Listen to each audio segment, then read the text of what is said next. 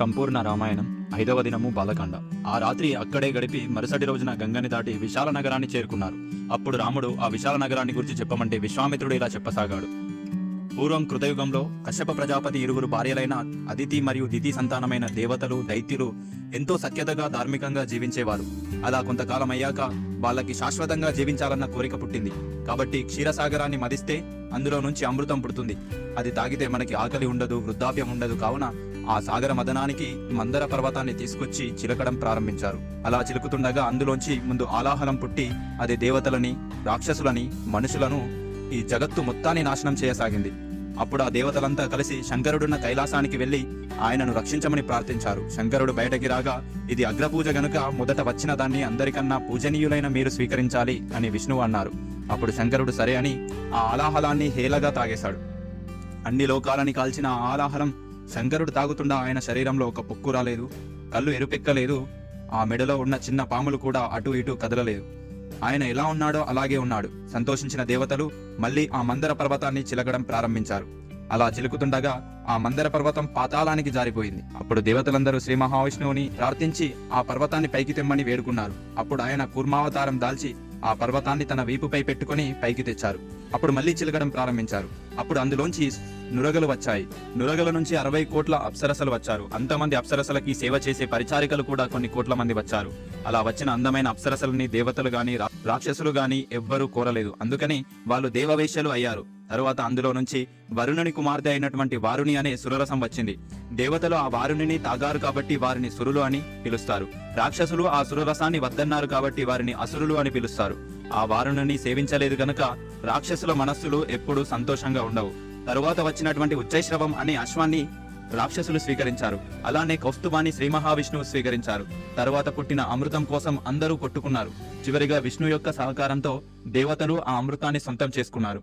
కొంతకాలానికి రాక్షసుల తల్లి అయినటువంటి దితి కశ్యపుడితో ఇలా అంది: నీ కొడుకులైన దేవతలు నా కొడుకులైన రాక్షసులని చంపారు. నా కొడుకులకి ఇప్పుడు రాజ్యం లేదు. వాళ్ళు చాలా కష్టాలు పడుతున్నారు.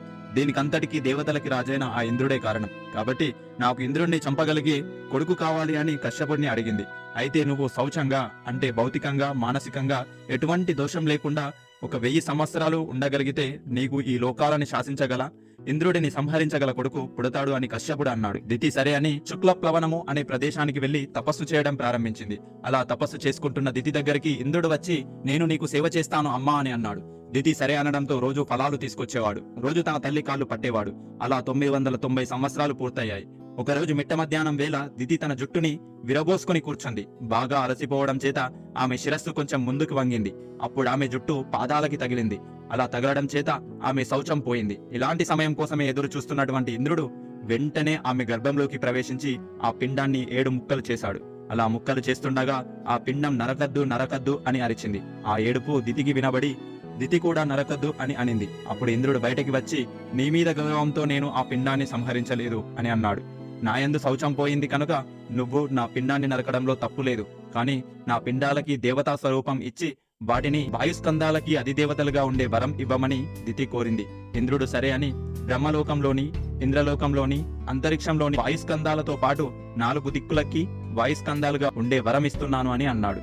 ఆ 7గురిని మరుత్తులు అని పిలుస్తారు. రామ, ఆనాడు దితి 990 సంవత్సరాలు తపస్సు చేసిన ప్రదేశమే ఈ విశాల నగరము. ఈ విశాల నగరాన్ని మొదట ఇక్ష్వాకు రాజు పరిపాలించాడు. ఆయన భార్య అయిన ఆలంబుష వల్ల వాళ్ళకి విశాలుడు జన్మించాడు. విశాలుడికి హేమచంద్రుడు, హేమచంద్రుడికి సుచంద్రుడు, సుచంద్రుడికి ధూమ్రాశ్వుడు, ధూమ్రాశ్వుడికి సృంజయుసుడు, సృంజయుసుడికి సహదేవుడు, సహదేవుడికి కుశాశ్వుడు, కుశాశ్వుడికి సోమదత్తుడు, సోమదత్తుడికి కాకుత్స్థుడు, కాకుత్స్థుడికి సుమతి జన్మించారు. ఆ సుమతి ఇప్పుడు ఈ విశాల నగరాన్ని పరిపాలిస్తున్నాడు. తన రాజ్యానికి విశ్వామిత్రుడు వచ్చాడని తెలుసుకున్నటువంటి సుమతి ఆయనని సగౌరవంగా ఆహ్వానించారు. సకల మర్యాదలు చేశాడు. అప్పుడు సుమతి విశ్వామిత్రుడితో, నీ పక్కన ఉన్న వాళ్ళు ఎవరు? సూర్యచంద్రులలాగా ఉన్నారు, చాలా అందంగా ఉన్నారు అన్నాడు. వాళ్ళని రామలక్ష్మణులు అంటారు. దశరథ మహారాజు కుమారులు నా యాగ సంరక్షణ కోసం వచ్చారు అని చెప్పి కుశల ప్రశ్నలు అడిగాక అక్కడి నుంచి బయలుదేరారు. అలా మిథిలా నగరానికి దగ్గరగా వచ్చాక వాళ్ళకి ఒక ఆశ్రమం చాలా శోభయమానంగా కనబడింది. కానీ అది నిర్జనంగా ఉంది. అప్పుడు రాముడు ఆ ఆశ్రమం ఎవరిదని అడగగా విశ్వామిత్రుడు ఇలా చెప్పాను: గౌతమస్య నర శ్రేష్ఠ పూర్వం అసిత్ మహాత్మనః ఆశ్రమో దివ్య సంకాశ సురై అపి సుపూజితః. ఈ ఆశ్రమం గౌతమ మహర్షిది. ఆయన దర్శనం కోసం ఈ ఆశ్రమానికి దేవతలు వచ్చేవాళ్ళు. ఆ గౌతముడు తన భార్య అయిన అహల్యతో కలిసి తాపసిగా ఇక్కడ ధార్మికమైన జీవనం గడిపేవారు. అహల్య బ్రహ్మదేవుడి మానసపుత్రిక, అద్భుతమైన సౌందర్యం కలిగినది. ఇంద్రుడికి అహల్య మీద ఉన్నటువంటి కోరిక వలన ఒకరోజు ఉదయాన్నే గౌతమ మహర్షి సంధ్యావందనాది క్రతువులు నదిలో చేసుకునే సమయంలో, ఆయన ఇంటి వద్ద లేని సమయంలో గౌతమ మహర్షి వేషంలో ఇంద్రుడు ఆయన ఇంటిలోకి ప్రవేశించాడు. ఇంటిలోకి ప్రవేశించి, నేను నీ సంగమాన్ని కోరుకుంటున్నాను అని అహల్యతో అన్నాడు. అహల్యకి వచ్చింది గౌతముడు కాదు, ఇంద్రుడని తెలుసు. కానీ ఆమె కన్యత్వంలో ఉండగా ఆమెకి ఇంద్రుడి మీద మనస్సులో కోరిక ఉండేది. అందువలన ఇంద్రుడితో సంగమించింది. అహల్య ఇంద్రుడితో ఇలా అనింది, నేను నీతో సంగమించి చాలా ఆనందం పొందాను, కృతార్థురాలనయ్యాను. నువ్వు ఇక్కడి నుంచి తొందరగా వెళ్ళిపో, నువ్వు గౌతముని నుంచి రక్షించుకో అని చెప్పింది. అప్పుడు ఇంద్రుడు ఒక నవ్వు నవ్వి, నేను చాలా ఆనందం పొందాను, ఎలా వచ్చానో అలానే వెళ్ళిపోతాను అని చెప్పి ఆశ్రమం బయటికి రాగానే దేవతలని దానవులని నిగ్రహించగలిగే, శాసించగలిగే అపారమైన తపశ్శక్తి ఉన్న గౌతమ మహర్షి బయటకి వస్తున్న ఇంద్రుడిని చూశారు. ఇంద్రుడి ముఖం మాడిపోయింది. అప్పుడు గౌతమ మహర్షి ఇంద్రుడితో ఇలా అన్నారు, నా రూపం ధరించి నువ్వు చెయ్యరాని పాపం చేశావు. స్త్రీల మీద నీకు ఇంత కామం ఉండడానికి కారణం నువ్వు పురుషుడివన్న అహంకారం. కావున పురుషత్వానికి చిహ్నములైన నీ అండంలను నేల జారి పడిపోవుగాక అని ఇంద్రుడిని శపించాడు. అహల్య వైపు చూసి గౌతముడు ఇలా అన్నాడు, నువ్వు ఇక్కడ కొన్ని వేల సంవత్సరాలు తపస్సు చేస్తూ పడుండు. ఆహారం తీసుకోకు, గాలిని మాత్రమే భక్షించు. నీ మీద బూడిద కప్పబడుతుంది, కావున నువ్వు ఎవ్వరికీ కనబడవు. కొంతకాలానికి ఈ ఆశ్రమానికి రామచంద్రుడు వస్తాడు. ఆయన ఈ ఆశ్రమ ప్రవేశం చేయగానే నీకు శాప విమోచనం కలుగుతుంది. నీకు శాప విమోచనం కలగగానే నువ్వు నా పత్ని స్నానాన్ని పొందుతావు. అప్పటిదాకా నేను హిమవత్ పర్వత ప్రాంతంలో ఉంటాను అని చెప్పి వెళ్ళిపో. ఇంతలో ఇంద్రుడు దేవలోకంలో దేవతలకి జరిగినదంతా చెప్పాడు. నేను కామంతో ఈ పని చేయలేదు, గౌతమ మహర్షి తపశ్శక్తి పెరిగిపోతుంది, ఆయనని నేను ఏమీ చేయలేను, అందుకనే అపచారం అహల్య పట్ల చేశాను. ఆగ్రహించిన గౌతమ మహర్షి నన్ను మరియు అహల్యని శపించడం వల్ల కొంత తపశ్శక్తిని కోల్పోయారు. మిమ్మల్ని రక్షించడం కోసం నేను నా అండాలని పోగొట్టుకున్నాను, కావున మీరే నాకు అండాలని తీసుకొచ్చి పెట్టాలి అన్నాడు. అప్పుడు వాళ్ళు గొర్రె వృషణములను తీసుకొచ్చి ఇంద్రుడికి పెట్టారు. అలా పోగొట్టుకున్న పుంసత్వాన్ని ఇంద్రుడు పొందాడు. అప్పుడు ఆయనని మేషవృషణుడు అని ఇచ్చారు. విశ్వామిత్రుడు రామలక్ష్మణులతో కలిసి ఆ ఆశ్రమంలోకి ప్రవేశించాడు.